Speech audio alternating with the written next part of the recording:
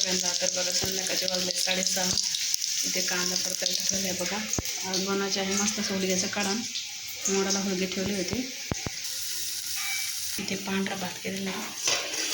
शेंगदाणे फिरवून घेते बघा, बारीक करून घेते मिक्सरला. लाल मिरची टाकून बनवलेलं आहे बघा मस्तपैकी. यामध्ये टाकू थोडंसं मीठ. इथे चपात्याचं पीठ मळून ठेवलेलं आहे बघा. आता चपाती लाटायच्या. थोडा भिजवून देते.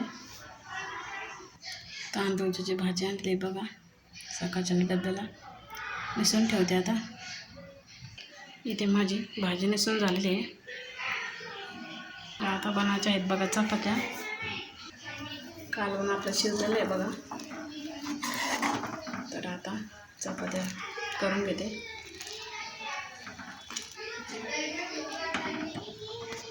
तर आज आहे बघा सोमवारचा उपवास असतो मला.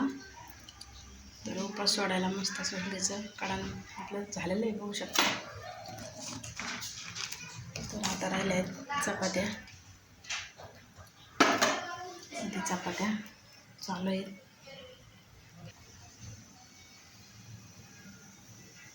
तर बघू शकताय मस्त अशी तरी आलेली आहे बघा कालवणाला. तर माझे चपात्या पण झालेले आहेत बघा. शेवटची चपाती आहे. आता वाजले आहेत बघा संध्याकाळचे 8. तर आता 8:30-9 वाजता जेवतात आम्ही. 8:30-9 वाजता जेवतो बघा. जेवण केल्याच्या नंतर भांडे वगैरे घासून मग ग्राउंडमध्ये जात असतो. थोडंसं जरा तिकडं ग्राउंडमध्ये गेलं ना जरा हवा लागते. इथे घरामध्ये खूप गरम होतं त्यामुळे जरा हवेशीर जात असतो अर्धा-1 तास. जरा फ्रेश वाटतं. तर उंचीला तुम्ही बघू शकताय खूपच उंचीला खाली आहे बघा पत्रे, त्यामुळे खूपच गरम होतं. झालेल्या आहेत बघा माझ्या चपात्या. तर तुम्हाला आजचा ब्लॉग कसा वाटला नक्कीच सांगा.